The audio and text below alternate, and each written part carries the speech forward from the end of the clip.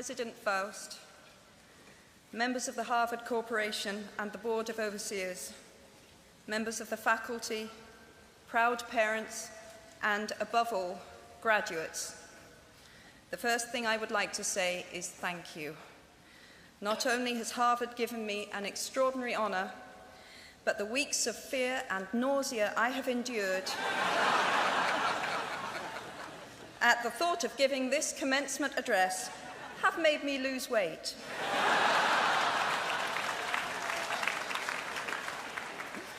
A win-win situation. Now all I have to do is take deep breaths, squint at the red banners, and convince myself that I am at the world's largest Gryffindor reunion.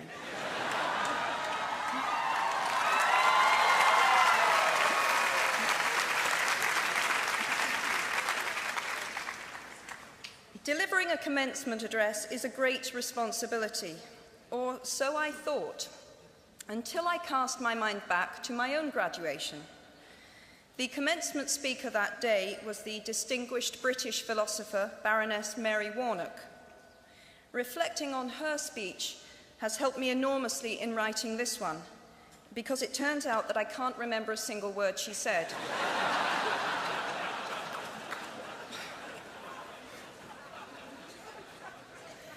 This liberating discovery enables me to proceed without any fear that I might inadvertently influence you to abandon promising careers in business, the law, or politics for the giddy delights of becoming a gay wizard.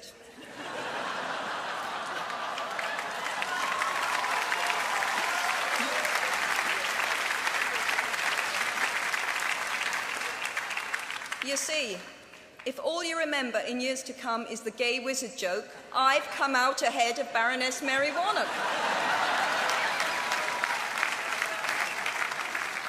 Achievable goals, the first step to self-improvement. Actually, I have racked my mind and heart for what I ought to say to you today. I have asked myself what I wish I had known at my own graduation, and what important lessons I have learned in the 21 years that have expired between that day and this. I have come up with two answers. On this wonderful day when we are gathered together to celebrate your academic success, I have decided to talk to you about the benefits of failure. And as you stand on the threshold of what is sometimes called real life, I want to extol the crucial importance of imagination. These may seem quixotic or paradoxical choices, but bear with me. Looking back at the 21-year-old that I was at graduation is a slightly uncomfortable experience for the 42-year-old that she has become.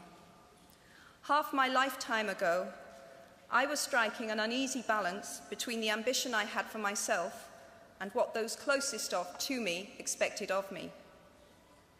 I was convinced that the only thing I wanted to do, ever, was write novels.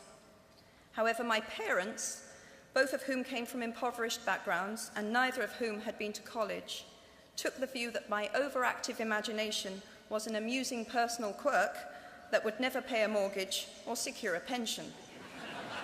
I know the irony strikes with the force of a cartoon anvil now, but... So they hoped that I would take a vocational degree. I wanted to study English literature. A compromise was reached that in retrospect satisfied nobody, and I went up to study modern languages. Hardly had my parents' car rounded the corner at the end of the road than I ditched German and scuttled off down the classics corridor. I cannot remember telling my parents that I was studying classics. They might well have found out for the first time on graduation day. Of all the subjects on this planet, I think they would have been hard put to name one less useful than Greek mythology when it came to securing the keys to an executive bathroom. Now, I would like to make it clear in parenthesis that I do not blame my parents for their point of view. There is an expiry date on blaming your parents for steering you in the wrong direction.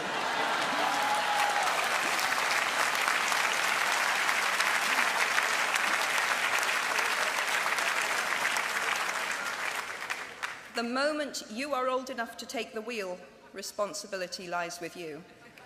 What is more, I cannot criticize my parents for hoping that I would never experience poverty.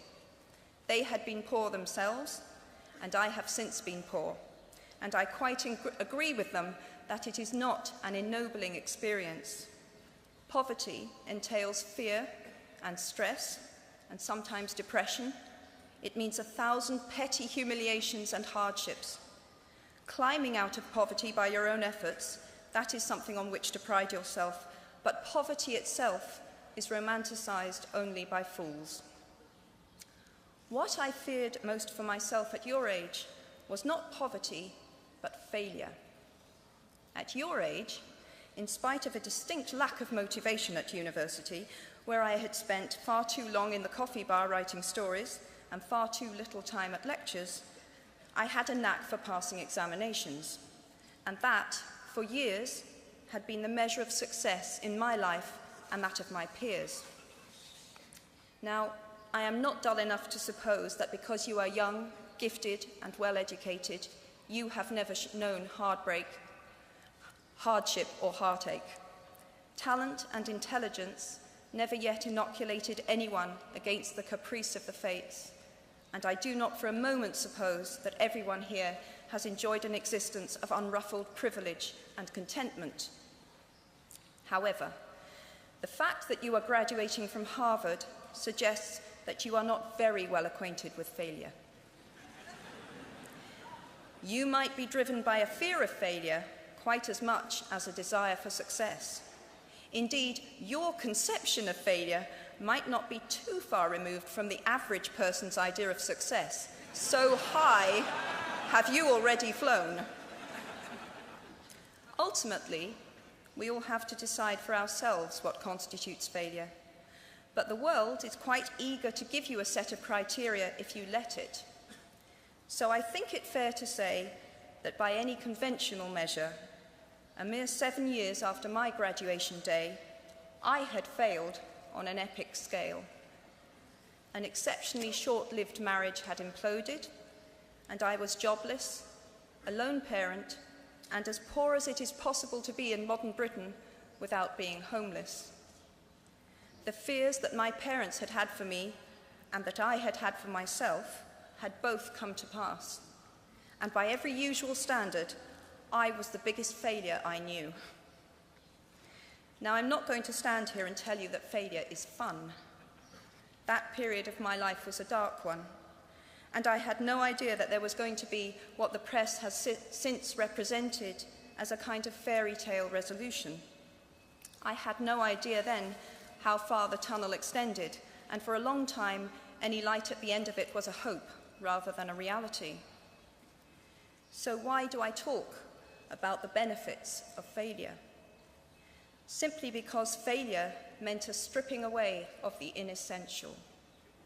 I stopped pretending to myself that I was anything other than what I was, and began to direct all my energy into finishing the only work that mattered to me. Had I really succeeded at anything else, I might never have found the determination to succeed in the one arena where I believed I truly belonged. I was set free because my greatest fear had been realized, and I was still alive, and I still had a daughter whom I adored, and I had an old typewriter and a big idea. And so rock bottom became the solid foundation on which I rebuilt my life.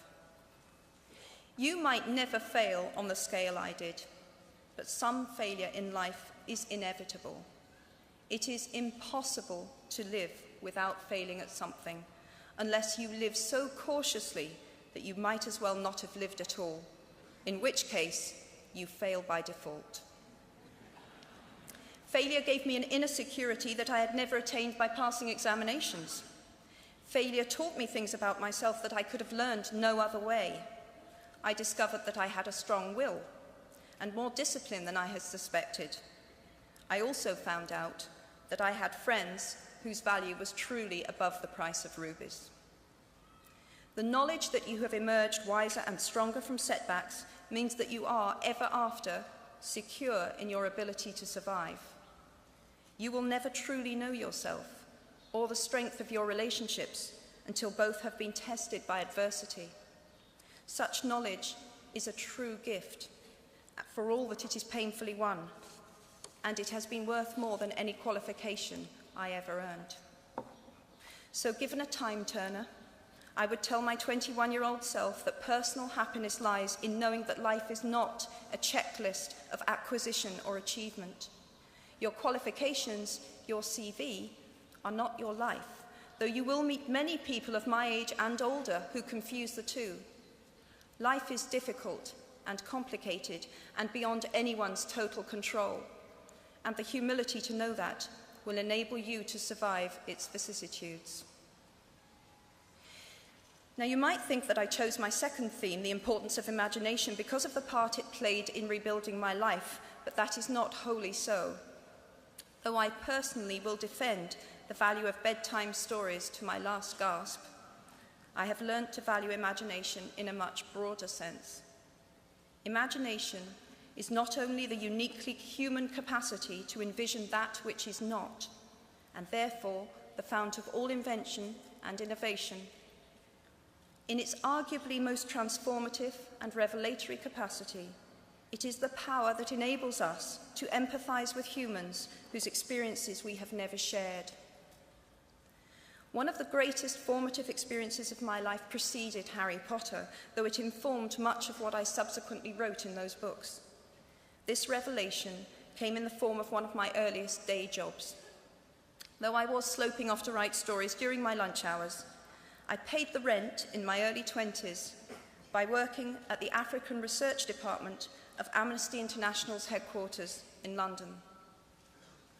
There in my little office, I read hastily scribbled letters smuggled out of totalitarian regimes by men and women who were risking imprisonment to inform the outside world of what was happening to them. I saw photographs of those who had disappeared without trace, sent to Amnesty by their desperate families and friends. I read the testimony of torture victims and saw pictures of their injuries. I opened handwritten, eyewitness accounts of summary trials and executions, of kidnappings and rapes. Many of my co-workers were ex-political prisoners, people who had been displaced from their homes or fled into exile because they had the temerity to speak against their governments. Visitors to our offices included those who had come to give information or to try and find out what had happened to those they had left behind. I shall never forget the African torture victim, a young man no older than I was at the time, who had become mentally ill after all he had endured in his homeland. He trembled uncontrollably as he spoke into a video camera about the brutality inflicted upon him. He was a foot taller than I was and seemed as fragile as a child.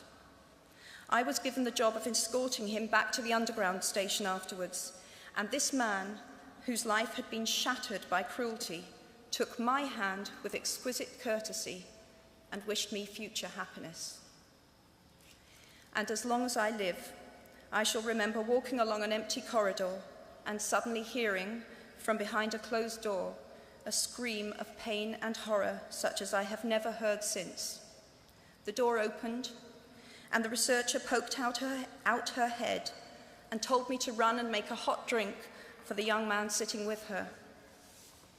She had just had to give him the news that in retaliation for his outspokenness against his country's regime, his mother had been seized and executed. Every day of my working week in my early 20s, I was reminded how incredibly fortunate I was to live in a country with a democratically elected government, where legal representation and a public trial were the rights of everyone. Every day, I saw more evidence about the evils humankind will inflict on their fellow humans to gain or maintain power.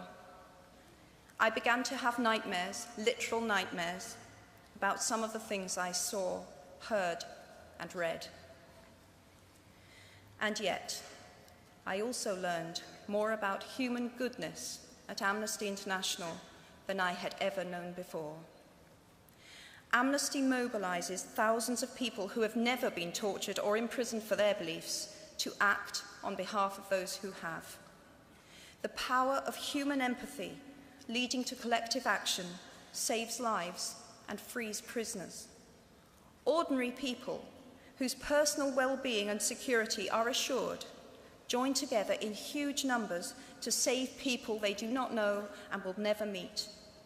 My small participation in that process was one of the most humbling and inspiring experiences of my life.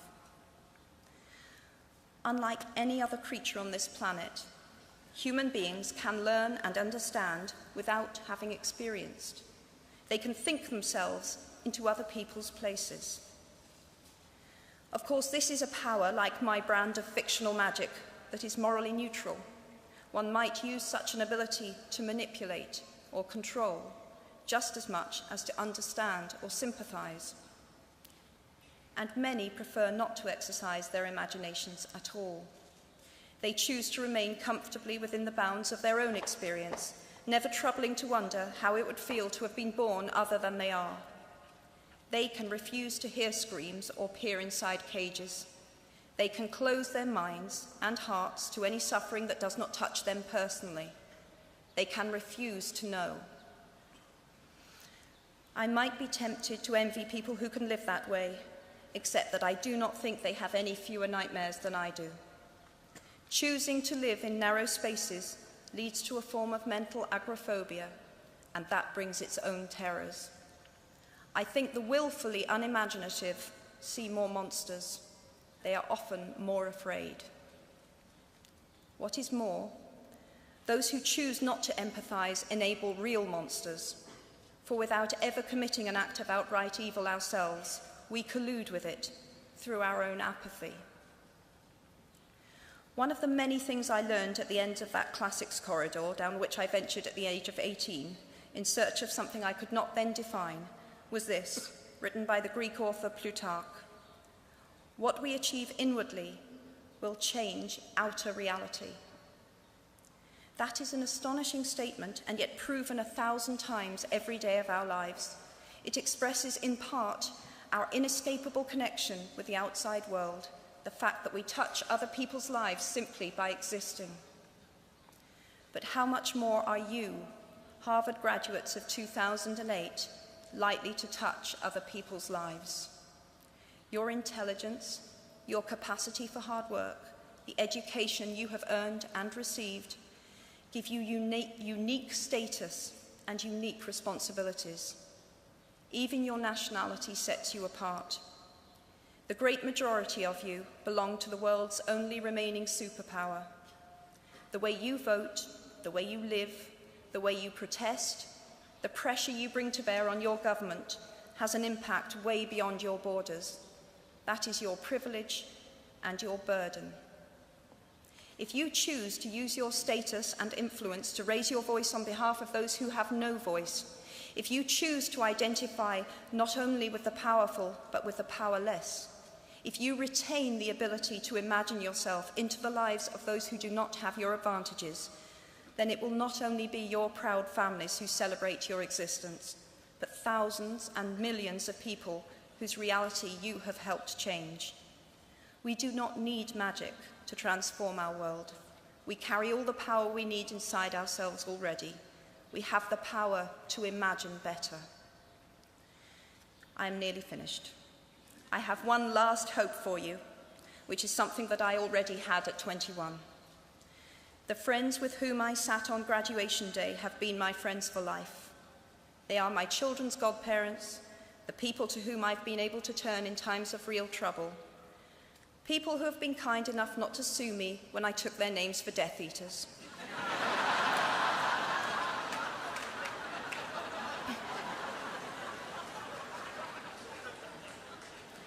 At our graduation, we were bound by enormous affection, by our shared experience of a time that could never come again, and of course, by the knowledge that we held certain photographic evidence that would be exceptionally valuable if any of us ran for Prime Minister.